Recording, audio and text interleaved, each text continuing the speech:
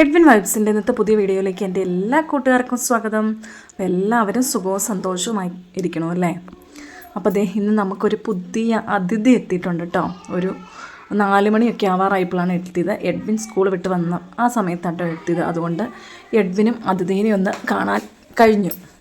മുറ്റത്തൊരു വലിയ സൗണ്ട് കേട്ട് ഞാനൊന്ന് നോക്കിയതാട്ടോ. അപ്പോഴാണ് നമ്മൾ കക്ഷീനെ കാണുന്നത്. കുറച്ചതിൽ എൻ്റെ കുറച്ച് വഴുതനെയൊക്കെ കുത്തിപ്പറക്കി ഇങ്ങനെ നടന്നു. അത് കഴിഞ്ഞതാ തൊഴുത്തിൻ്റെ മുകളിലേക്ക് കയറി കേട്ടോ.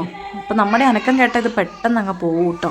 ഞാൻ ഡോറ് തുറന്നപ്പോഴത്തേക്ക് എഡ്വിൻ റോഡിലെത്തിയുണ്ടായിരുന്നു. അപ്പോഴത്തേക്ക് ഞാൻ പറഞ്ഞു, എടാ സൗണ്ട് ഉണ്ടാക്കാണ്ട് വന്ന ഒരു പുതിയ ആളെ കാണാമെന്ന് പറഞ്ഞു.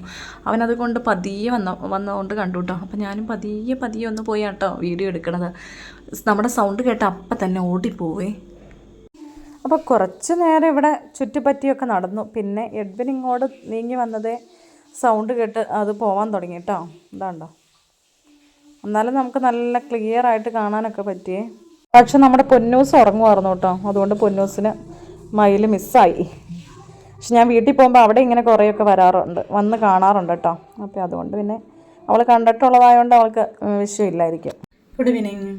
അപ്പോൾ നമുക്ക് ഇൻസ്റ്റൻ്റായിട്ട് ചെയ്തെടുക്കാൻ പറ്റിയ ഒരു റെസിപ്പി ആട്ടോ ഞാൻ ഇവിടെ കാണിക്കാതെ. അപ്പോൾ ഞാനിവിടെ ചട്ടി അടുപ്പത്ത് വെച്ചിട്ടാണ് ഇതിനുള്ള മാവ് റെഡിയാക്കാൻ പോയത്. അത്രയ്ക്ക് എളുപ്പത്തിലുള്ള ഒരു പലഹാരമാണ്, എല്ലാവർക്കും ഇഷ്ടപ്പെടും. ഇതിൻ്റെ പേരോ ഊരോ ഒന്നും എനിക്കറിയത്തില്ല കേട്ടോ. പക്ഷെ ഇത് പിള്ളേർക്കെല്ലാം ഇഷ്ടപ്പെടുമെന്നുള്ളതാണ്. അപ്പോൾ ഇത് ഞാൻ ഇവിടെ മാവ് അരച്ചെടുത്തിട്ടുണ്ട്. ഇതെന്ന് വെച്ചാൽ നമ്മുടെ ഇഡ്ഡലിക്കും ദോശയ്ക്കുള്ള മാവില്ലേ, അത് സെയിം. അരി എടുത്തു, അതിൻ്റെ അത്ര പോർഷനിൽ ഉഴുന്നും എടുത്തു, പിന്നെ 2 ഉള്ളിവേം കൂടെ അരച്ചു, കുതിർത്തിയിട്ട് അരച്ചു. ഇപ്പം ഞാൻ അരച്ചെടുത്തോളൂ. ഇനി ഇതിലേക്ക് ചേർക്കേണ്ടത്, ഇതിലേക്ക് ഇനി ഉള്ളിയും ഇഞ്ചിയാണ് ചേർത്ത് കൊടുക്കണേട്ടോ, അരിഞ്ഞ് ചേർക്കണത്.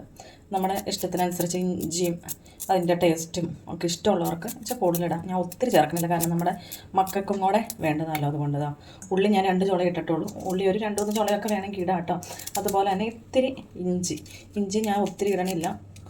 ഇഞ്ചിയുടെയൊക്കെ ടേസ്റ്റ് ഒത്തിരി വന്നാൽ അത് കടിക്കുമെല്ലാം ചെയ്താൽ പിന്നെ മക്കൾ കഴിക്കില്ല. പിന്നെ ഇതിലേക്ക് പച്ചമുളക്, നല്ല നമ്മുടെ കൊമ്പമുളകില്ലേ, അത് ഇച്ചിരി ചേർത്ത് കൊടുക്കാം. ഞാൻ മുളക് ചേർക്കണില്ല കേട്ടോ, ഞാൻ മുളക് ചേർക്കാണ്ടാണ് ഉണ്ടാക്കണം. പക്ഷെ നമുക്ക് വലിയവർക്കൊക്കെ വേണമെങ്കിൽ ഇച്ചിരി എരിവൊക്കെ വേണം അല്ലേ.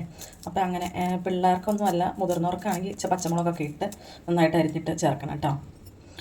അപ്പോൾ ഇനി ഒരു പിഞ്ച് സോഡാപ്പൊടിയും കൂടെ ചേർത്ത് കൊടുക്കുക. നന്നായിട്ട് ഇളക്കണം. അപ്പോൾ നമ്മുടെ മാവ് റെഡി ആയിട്ടുണ്ട് കേട്ടോ. ഞാൻ ബാറ്റർ റെഡി ആക്കുന്നതിന് മുമ്പ് തന്നെ നമ്മുടെ ചട്ടിയൊക്കെ അടുപ്പത്ത് വെച്ചായിരുന്നു. അതിനാൽ തന്നെ എണ്ണ നന്നായിട്ട് ചൂടായിട്ടുണ്ട് കേട്ടോ. അപ്പോൾ നമുക്ക് ഈ സൈഡ് തൊട്ട് ഒഴിച്ചു കൊടുക്കാം. നടുക്കാവുമ്പോൾ നല്ല ചൂടുള്ളതുകൊണ്ട് ആ ഭാഗം അങ്ങ് പെട്ടെന്ന് പാകമായി വരുവേ.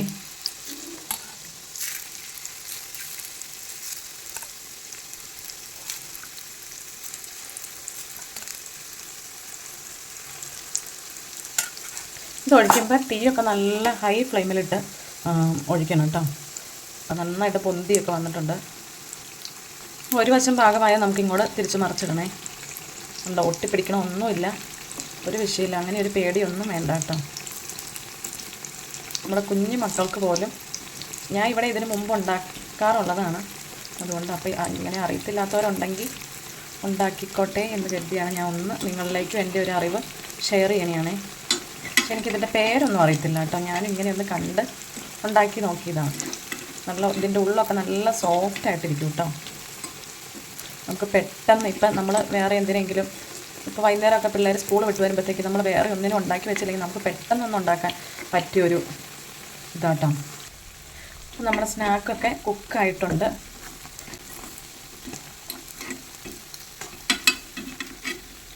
അപ്പോൾ ജസ്റ്റ് ഒരു യെല്ലോ കളറൊക്കെ ആയിട്ടോ. അപ്പം ഇങ്ങനെ ചെയ്ത് നോക്കാത്തവരൊന്ന് ചെയ്ത് നോക്കുക. അപ്പം നിങ്ങൾ അറിയിക്കുക.